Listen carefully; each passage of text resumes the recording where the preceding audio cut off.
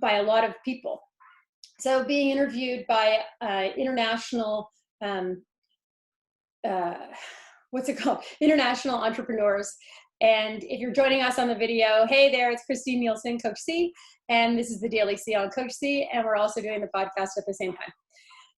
This week I've been really excited to have had the opportunity to sit down and be interviewed by entrepreneurs in Australia, entrepreneurs in Canada, and looking at, talking about really important issues that leaders are facing and that they're challenged with. I've had the opportunity and chance to speak on several webinars this week and do some engagements that way. And then I realized that we'd missed the Coach C podcast and hadn't had the chance to actually get our podcast done. So this is a bit of a catch up for those of you who are listening to the podcast, and for those of you who are watching the Daily C. I'm going to start with this concept that I want to dig into and dive deeply in with you, because this is me talking to you now about something that I think is really important. And let me just first say, I have so enjoyed the opportunity where I'm being the one interviewed, and I'm speaking about, my own personal experiences and what I think resilience looks like, what I think reinvention looks like. And that was just really refreshing, because often I'm talking to other guests and I'm really engaging in what their take on leadership is, what their take on reinvention is. And this time the shoe was on the other foot, and it was uncomfortable to have to tell my story. It was uncomfortable. Last week, I was also interviewed by a young entrepreneur. And if you've watched the YouTube channel, please catch that episode, because I got very real and shared a story with people that I don't often share. And it took something for me, but it took vulnerability and it took courage. And, I have said this a few times, but I really want to leave you with something and we'll start off with something that I think is really important. If you've watched any of my LinkedIn posts this week, one of our people put up something that I had said directly.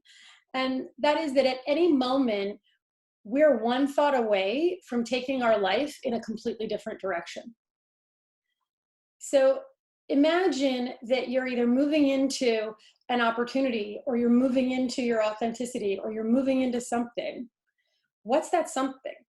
Because one thought can shift your relationship to that and can become, you could surrender to your fears. What if you're moving into suffering and you're surrendering to suffering, or you're surrendering to pain? And I think it's really important to remember that you can't have love without grief. You won't have happiness and joy and really high highs without the really low lows. So struggle and strife are a part of the growth process. And any resistance to that is trying to exclude one experience for the other. And I liken that to, if you're always chasing that next high, that next dream, that next adrenaline rush, there's always going to be a crash. There will always be a low. There will always be a failure. There will always be an upset. And you can rely on those things because that's part of being human. That is the human experience. And I think for a lot of people, this quarantine time has shone a very bright spotlight and magnified that in ways that we may not have been prepared for and we may not have expected.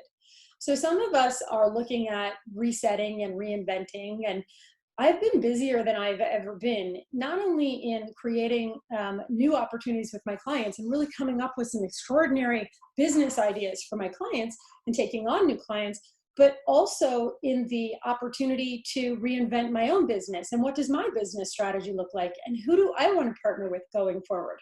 And what kinds of things, as a coach and a consultant, if you're really on top of your game, I'm always in service of my clients, and I'm always in service of something. And what is the impact that my message has? But how do I reach larger audiences? And how do I get that across? And that is often very challenging for me. I find lately I turn on social media, and sometimes I don't want to do my own podcast, and I don't want to get on my YouTube video because there's just so much content out there. How do you distinguish yourself in this massive sea of everybody trying to sell you something or get your attention? And yes, would I like you to be my coaching or consulting client if it's the right fit? 100%. But that's not why I am specifically doing this episode right now.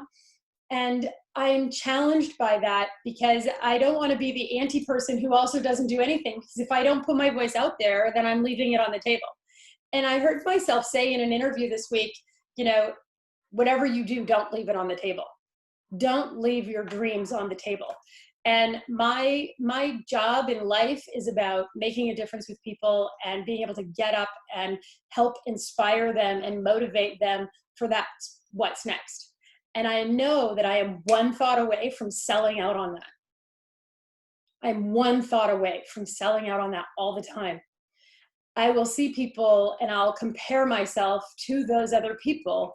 And the minute I'm comparing myself to another, magnificent coach or speaker or author or whomever is out there doing fabulous content marketing, whatever they're doing, the minute I'm comparing myself, I recognize that is that one thought away from selling out.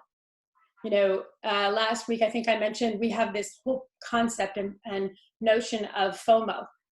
I didn't make this up. There's a really fabulous, I can't remember his name. Google it, you'll find him.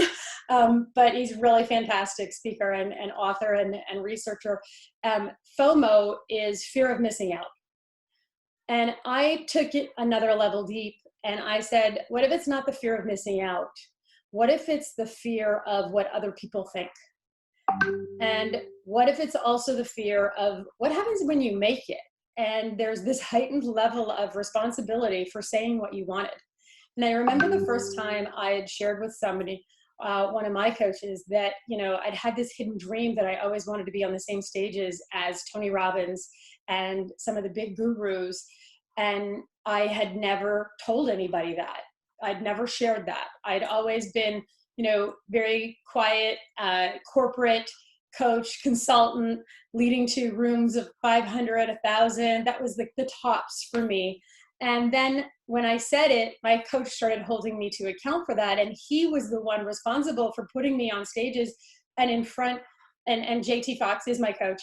He's the one who put me on those stages. And he did that, one, because he believes in me and knows my worth, knows my value. And if you have a coach that holds you to a higher standard than yourself, then you're winning. Okay. And so he really pushed me to become a more powerful version of myself and really step into that power and to stop leaving it on the table. And I've said that for years. What are you leaving on the table? And then I had to own what I was leaving on the table and what I was afraid of. What if they don't like the book? What if they don't like my courses? What if they don't like what I have to say? All of those concerns, considerations, and what ifs. I know you have that too. And what I wanted when I was doing all these interviews this week, what I wanted to just really leave you with this message of you are one thought away from changing your life. You are one thought away from giving in or surrendering to those negative conversations that might drive the show, or to stepping into who you really are and owning your own personal power and owning your dreams. Because if you can dream it, you can make those things happen. But you have to be willing to recognize those thoughts and where do those thoughts come from? And if you can vision it, you can make it happen. Anything that you want. And I know that sounds so hokey, but what's the alternative? You're going to surrender to, you're not good enough.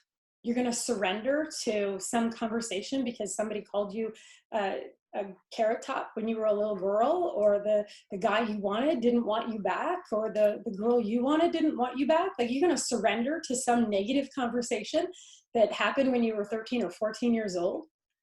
Are you going to live there in the story? Or are you going to pony up and be the person that you were designed to be? Because I really do firmly believe that our lives matter. God doesn't make any junk.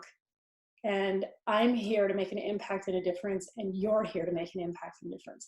Your job is to ensure that you get out of your own story and out of your own way, no matter what's going on, no matter what those circumstances are.